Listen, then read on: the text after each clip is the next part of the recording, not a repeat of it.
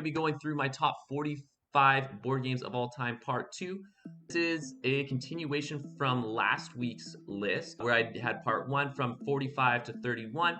If you want to go check that out, you can check it out on Twitch right now, and once that is done, I'll have it on YouTube shortly after, so you can check it out there. The first list listed from 45 to 31, and today I'm going to be going from 30 to 16. We're just going to be going through these very quickly, just kind of going through all that. And of course, if you want a little bit of reasoning as to why I chose some of these picks, I'll explain them as we go along. But the introduction to the entire list is also there. I'm not going to go through that all again. We're just going to zoom right on into my top 45 board games of all time, part 2, starting at number 30. So number 30 was actually number 13 last year, so it did make the list at number 13 and dropped 17 places. And this is a game called Wizard.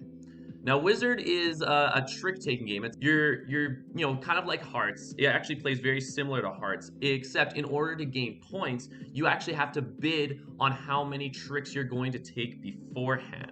And so we play a slight variation. I know we don't play 100% to the rules on here, partially because I learned it from someone else and I kind of like those rules better. But we play a variation where if you get the tricks, you gain points, and if you lose, you just simply get no points instead of actually losing points in the process. I personally like this idea of bidding to see how many tricks you can win. And of course, as the game goes by, there will be a certain amount of cards in your hand that varies depending on which round it is. At the earlier rounds, you're going to have fewer. Later rounds, you're going to have a lot more. And so as the game progresses, you're going to be bidding, and that bidding aspect is the thing that I find very intriguing, where instead of it just being the goal of trying to win the most tricks, and you're kind of sometimes left with the luck of the draw, you can determine how much you think you're going to win and play towards that. And it allows for a little bit more variability and more strategic thinking. And you can also, based on what other people have bid, it might give you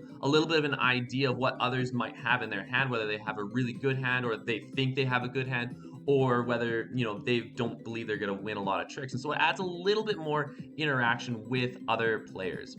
And for those who like trick taking and playing risky, you can still play risky if you want. I had one of my brothers would bid extremely high, and yet for some reason he would always manage to get these crazy high bids. I've had moments where it had games like that, and it's just wild. But if you're not that type of risky player, you don't have to be risky. You can play it a little bit easier, you play it a little bit more loosely, and it allows you to approach this trick-taking aspect in a couple different ways, which I really like it. The reason why it's dropped is probably due to a lack of plays. I'm not the biggest fan of the trick-taking scene or game genre, and the lack of theme is a major. It's a major thing for someone like myself. I like a lot of theme in my games, and this one doesn't have any theme. So that's going to be my number 30. Wizard. My number 29 is a brand new game to the list. I discovered it this year. This is a roll and write game called Twice as Clever. So I have the app for this, which makes it a little bit easier for me to actually play. And so here you're rolling these different colored dice and you're using them, and each dice is scored differently when they're used based off of their color and how that mechanism works with that color. And so the goal is you're just simply trying to get the highest score. And it's neat how each of these colors do score differently, and the situations of what numbers are rolled at what time allows you to coordinate different strategies, which I find is really cool. And then the really spicy element, which I personally love with this game, is as you fill up more of the board, you're going to trigger different things. Either you're going to trigger extra power-ups, allowing you to re-roll dice, allowing you to use extra dice when you normally wouldn't, etc., etc. Or there will be some triggers where if you trigger in one section, it'll actually help you fill out another section. And so you can create a lot of really sweet combos as a result.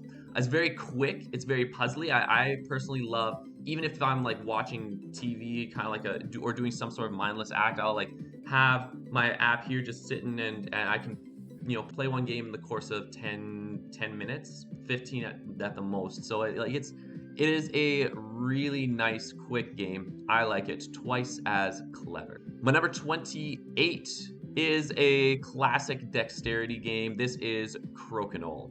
And so here you're flicking discs towards the center of this circular board. And the closer you get to the center, the more points you get. And the twist is that if your opponent has a disc on the board, you have to at the very least tap it in order for your disc to stay on. And so this rule mixed around with the little pegs in the inner circle, it creates some very exhilarating moments, which dexterity games often do well. Whether it's by fluke or skill, each incredible shot just feels so good. And there's normally a celebration around the table when something happens in that regard. I really enjoy playing this with family, college friends. One of my favorite moments was actually in a church tournament where as a youth we were paired up with a senior. We competed as a team against these other pairings, and so it's one game that I've seen that brings many people together. It doesn't take a lot to learn this game or to just simply play it or to enjoy it, I feel, and that's something I really do enjoy with board games. And of course the reason why it has dropped, I didn't necessarily, where was it? It was 19 before, so it dropped 9 places, and the reason is just simply because I haven't played that as much, similar to Wizard there. So that is going to be my number 28, Crokinole. My number 27 is a very small game. This was 29 last year, and it jumped up 2 spots. And this is a tile laying game called Suro. So in Suro, you're going to have your little marker, and your goal is to be the last person standing on the board. And you're going to be starting on the outside of the border of the board here, and you're going to lay down a tile and follow that path in front of you. And you're going to continually do so, potentially influencing where others will go along the way. And as the board fills up, it becomes harder and harder to plan out your course as you're laying these tiles and moving, and to stay on the board. And so if you ever go outside the border, or if another person forces you to crash into someone else, you lose the game. And so again, the last person standing wins. This is another staple in my collection that works with pretty much everybody. I'm able to bring this to a group night, teach it in 3 minutes, and play it within 15 minutes. Like it's super easy to understand and to play, very quick. I believe it scales well. I prefer more, but I still enjoy it with even 2 people regardless. And it makes you feel like you are doing something, with little downtime. Even if you're eliminated, the rounds are short, and just moving the pieces. And sometimes, if you're going through like a loop-de-loop or like going through a long trail, that's very satisfying to myself. And so I've rarely had a play of this without people asking for another round. The only downside for this one for myself personally is that oftentimes tiles, I feel they feel cheap a little bit, and so it wasn't long before there was a bit of wear and tear. But that is a very minor note. It's not something that I still enjoy the game very much. That's my number 27, Suro. My number 26 is a social deduction game. This was actually number 50 last year, so it wasn't even on the top 25 list last year, but it jumped up a bunch. And this is The Chameleon. I don't know if you're going to be able to actually see the title on the screen here, but this is The Chameleon. So this is a very quick social deduction game. Each player is going to see this grid of words that all fit under certain topics. So if there's like a topic like school classes, you might see English, gymnastics, you might see math, science, all these different things. And everyone knows which word is going to be the featured word in that round, except for one person who is the chameleon, who only sees this grid, and they're going to try to fit in with the group. And so in a round, each person is going to give a one-word clue, including the chameleon, that has to potentially relate to that word. And the group has to try to figure out, based off of those clues, as to who the chameleon is. And so the chameleon wins if they can blend in and the group accuses someone else, or if he is found, if he can guess the word correctly. And the group wins if they can find the chameleon and utilize good enough clues to stump him when he tries to make his guess. And so it plays very, very similar to Spyfall, but I like the pacing of this one a little bit better. You have rounds that are extremely quick, and because of that, you can still have those brilliant moments that come from games, from giving the perfect clue or trying to figure out what the word is as the chameleon. But even if you fall flat on your face with a certain clue, if if you're someone who is caught out very easily. For one, oftentimes I found it brings a very funny moment. And two, rounds are so quick that the feeling of that failure doesn't last very long. And so it's very lightweight in that regard. I also really enjoyed the app back when it was actually supported. I wish that was still a thing there. And so yeah, I really enjoy this game. And it shows by how it moved up. I'm not 100% why it moved up this much, but when I did my rankings there, it popped up very high. And so like I really enjoy social deduction games. I like how nice and streamlined this is, and it's one of my go-tos for this type of game, but I could totally see this dropping next year. So that is going to be the Chameleon. My number, what was that? 26. 25 is another very light game called Sushi Go Party. Sushi Go Party is a card drafting game where you have a hand of cards with different sushi or other foods and utensils, and everyone's going to take one card, reveal it at the same time, and passes the hand to the next person, sort of imitating or simulating a conveyor belt with all of these different, sushi and other foods moving around, and you're just grabbing them as you're going along. And at the end of every round, you're going to be scoring points based on what you have in front of you. But each type of food scores differently, and so the goal is to have the most points at the end of 3 rounds. This is a very simple yet very fun card game. The party version, I personally only have the original version with just the 1 deck of cards, but I've played the party version many times, and it also adds in different varieties of cards, so you can kind of mix and match and have different game experiences. But even the base game for myself has given us plenty of mileage. This is another very streamlined game where scoring is extremely simple, but you can't necessarily get everything you want, so you kind of have to plan it out and adapt based on what you have in your hand, what you see others going for, and kind of what you discover as the hands are being passed around with what your opponents originally have. Yeah, each round is completely different, I find, and part of that is simply because the cards that you use in one round don't get used for future rounds. So maybe if there's a lot of Maki rolls used in one round, there might not be some used in later rounds. And so yeah, this is a very fun game for me. There's a slight drop, very small, from 20 to 25, just probably because there have been other games. And so yeah, that's gonna be Sushi Go Party. My next one, we're on 24. This is a new one to the list. Part of it is just I've been someone who loves civilization games, but I've often never had the time to go through an entire civilization campaign. And so this one, it kind of gives a little bit of that feel, but in a very short time. This is 8-Minute Empire. And so you're controlling a tribe or a nation, and you're all starting on one area of the map, and you're going to be choosing from a variety of cards to both gain resources and also to move, attack, and build on this map. And so it uses this system where you could choose the card to the farthest left without paying any extra gold or anything, or you could use some to utilize a card further down that you may want, but you only have a limited amounts of gold. And so I really enjoyed that mechanic paired with the area control and the resource collecting. There are many different facets to think about when you're choosing your card, and yet it plays in an extremely short amount of time. And so I like, as per the namesake, 8-Minute Empire might play a little bit more than 8, but not much more, if that.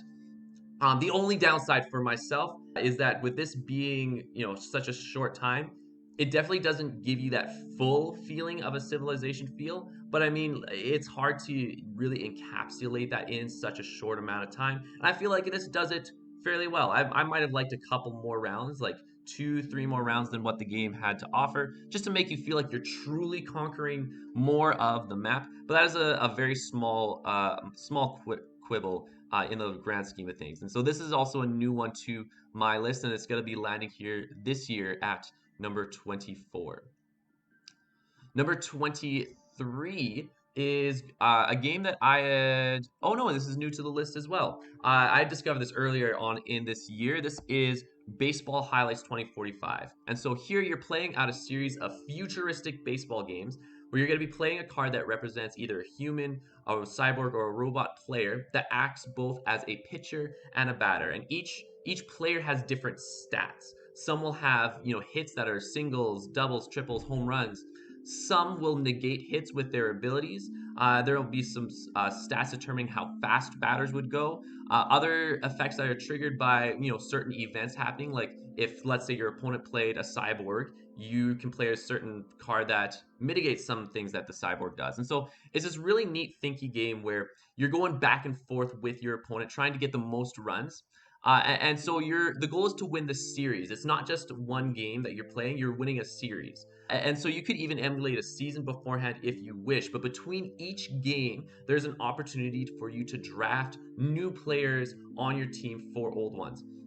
So this uses an opportunity to analyze your strengths and your weaknesses, as well as your opponent's strength and weaknesses, and to adapt accordingly. And so the system is extremely tight, and it plays very succinct for a sports game, which is not something board games often do. And so there's always some sort of action back and forth between both teams.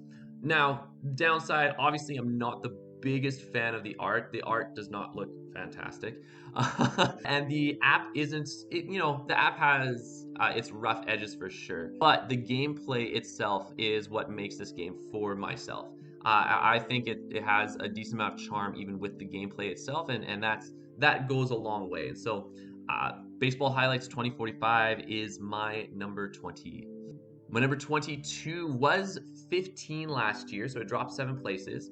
And this is a real-time card game called Dutch Blitz. This is a very nostalgic pick for myself. The goal is to get rid of your pile of 10 cards, and each has a number and a color on it. And to play cards to the center, you have to go from 1 to 10 in their respective colors. But you're also doing this at the same time as other people, which is going to make it incredibly hectic. And so the more cards you put out, the more points you get. But if you still have cards in that little 10 the 10 pile, they count as negative points toward your score, and the highest score wins. I really enjoy the hectic nature, the adrenaline that often kind of rushes through. It's something that mixture almost allows people to open up a lot more, and I've rarely gotten it to the point where it's too much, where there's been like violence or anything like that. But most of the time it's produced a lot of very funny moments between family and friends. And so for that reason, I like to use this game as a way to open people up, and so it also holds a very nostalgic place for myself. And so yeah, that's going to be Dutch Blitz, my number 22.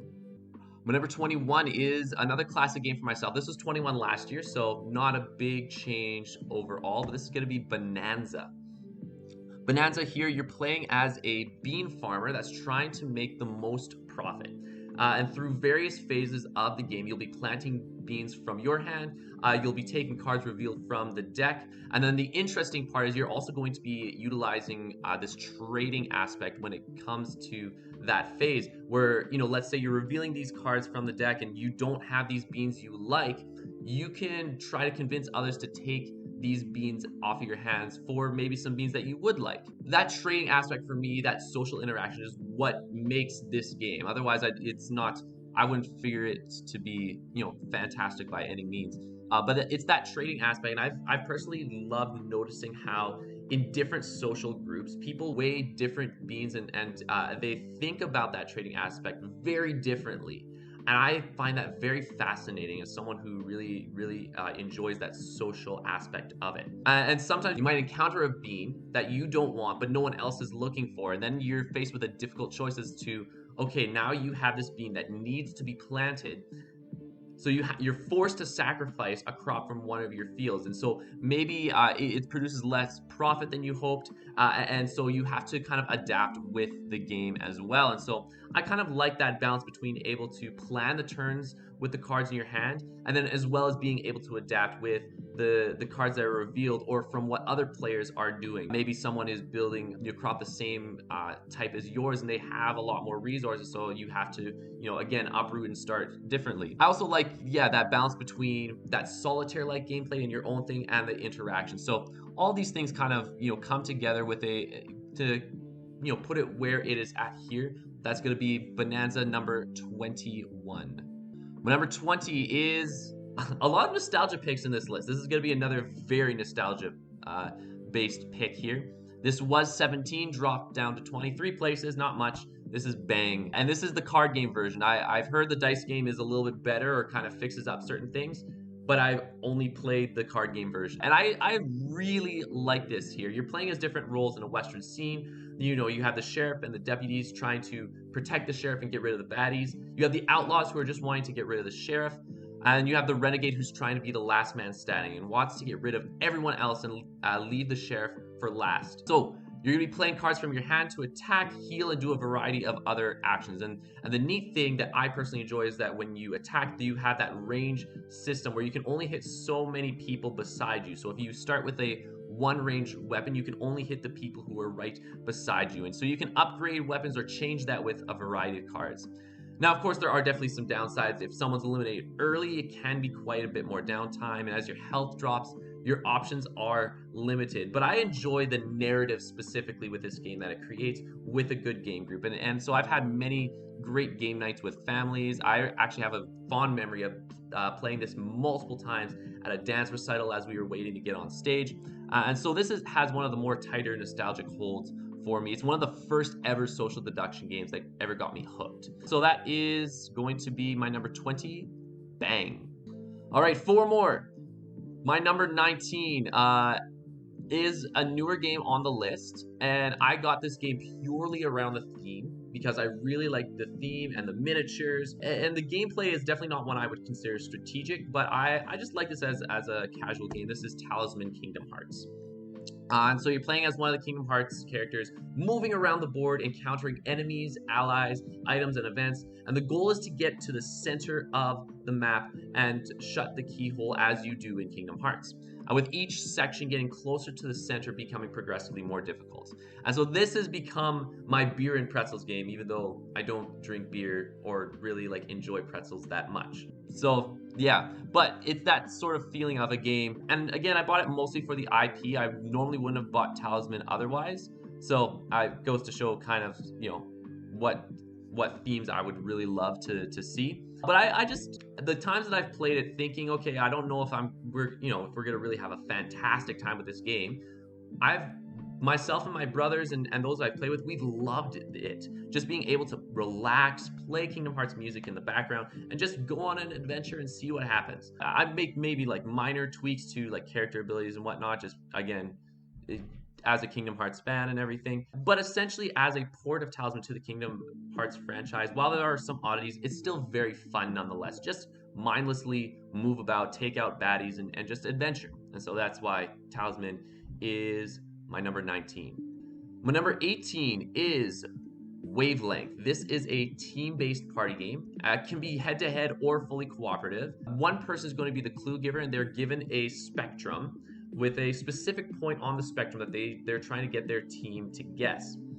And so they're going to be giving a one-word clue. Let's say if the spectrum's hot or cold and you kind of have it mostly cold, you're going to give a one-word clue. Let's say I'm thinking of food or something that's mostly cold. I could be thinking of an ice cap. And that might be a little bit too far on the cold side. But once you give that clue, the rest of the team is going to try to guess where on that spectrum that clue would pertain to. And so the goal is to kind of be on that same wavelength and try and get as close to that point as possible. And so I especially love the conversation that comes out of these experiences, both as the teams are trying to suss out why one person may have given that clue and why they think it relates to the spectrum in that respective manner. And then when the big reveal happens, you have these either great moments where you guess correctly and there's a lot of celebration, or you just barely miss it. It's like, oh, we were so close. Or where you fail entirely and you're like, what in the world is happening here? Like, I absolutely love the conversation that comes along with it. It has gone well with numerous groups as the clue giver, as long as the clue giver does not take forever to figure out their clue. That's the one caveat. And of course, this has gone up. This one was 31 last year. Now it is 18. And that's because the times that I've played this game this year have all gone extremely well. The more I play, the more fun I have trying to figure out the perfect clue and guessing. And the game has opened itself to me and to showing how amazing it is to have as a party game. So that is going to be my number 18, Wavelength. My number 17 is another party game where you are going to be giving clues to your teams. This is Decrypto. This is another team versus team game, and so each team has a device with numbers from 1 to 4, and each of those numbers have a word associated with it. And so one person is the code master, has a 3-digit code consisting of 3 of those 4 numbers. Let's say it's like 314, and they have to give clues pertaining to those words in that specific order to try and get their team to guess the code. And if their team ever fails twice to get that code right, they lose the game. And the twist here is that the other team hears these clues over the course of the game and which number those clues pertain to, and they'll get a chance to guess the code before your team does. And if they guess correctly twice, they win. And so because of that, giving clues is very interesting. You want to try and figure out a clue that's easy enough for your team to understand, yet difficult enough to confuse or throw off the other team. And so this means that the clues you give become a lot more creative, especially toward the later game as each team understands the other team's clues more and more. And so I really enjoy that puzzle of trying to come up with the unique clues as well as sussing out what your opponent's code is. I find this also scales well. I've played it with 4 people in a smaller setting. I've also played it with 14 people with larger groups of people. And I think this is one that really is very interesting. I would almost consider this to almost be the next step up from Codenames. It has a similar feel with the clue giving, and yet it's slightly more complicated and definitely quite a bit to teach. I normally like to take a good solid couple rounds just to teach, and then after you get a couple rounds, play the game. And so this dropped partially because I haven't been able to play it much lately with not being able to gather in larger groups. And some of the components I've found lately haven't been the absolute greatest. This was 8 last year, so in my top 10, dropped to 17, 9 places, but nonetheless still a very fun party game. This is Decrypto. All right, the last one for today. We started this list with a trick-taking game, and we're going to end this list with a trick-taking game. Just a nice way to bookend this top 45. This is going to be The Crew, The Quest for Planet 9. This is, again, trick-taking if you think of the game Hearts or something like that, only this time the experience is cooperative. And so each person has a hand of cards, and depending on the mission, you're going to be dealing out a number of other cards and such to lay out the objective. Most of those objectives are just making sure people end up with specific cards in your hand at the end of the game. Sometimes it might be in a certain order or with some other caveat, but the thing here is you can't communicate which cards you have in your hand. The only form of communication between your teammates regarding the cards you have is these little components to tell the group if you have the highest or lowest of a color, or I believe if it's the only card. It's been a while since I played. But I personally like how it's easy to understand this basic concept, and yet with each mission, the difficulty ramps up. So first mission, very basic. You can kind of learn the game, get the feel for it, and I think it's like one person has one card that you want to try and get to them. But then as you go over the course of all these missions, it ramps up dramatically. And so oftentimes you have these moments where each game, if you lose, you can talk it over and kind of see what went wrong and kind of like plan it out for next time. And if you win, there's this big celebration between everyone at the table. And so this is one that I played for the first time this year at an online convention with QuackCon, over with Quackalope and all of the people there who had ran that. And that it left a very solid impression. I've also heard about the sequel here. I've never checked it out. I haven't played that one quite yet. I've heard it's a little bit better, but nonetheless, The Crew itself is still a very, very great game and is going to be my number 16. And that is going to wrap up part 2 of my top 45 games of all time. If you are, if you're in the chat, you can feel free to let me know if my picks are good or total garbage or whatnot. And if you're watching this on YouTube, which this will be put on there eventually, feel free to do the same. I'd love to hear people's comments on the picks on some of these, and feel free to recommend some games to me. I know I've been getting a lot of recommendations or a lot of games that have been popping up that I need to, in the chat here or on YouTube, that I've like taking a mental note and trying to get more games out that I've yet to experience. And so, yeah, feel free to do that. But that is going to be it for the top 45 games of all time, part 2. We'll see you next week on the part one of that series.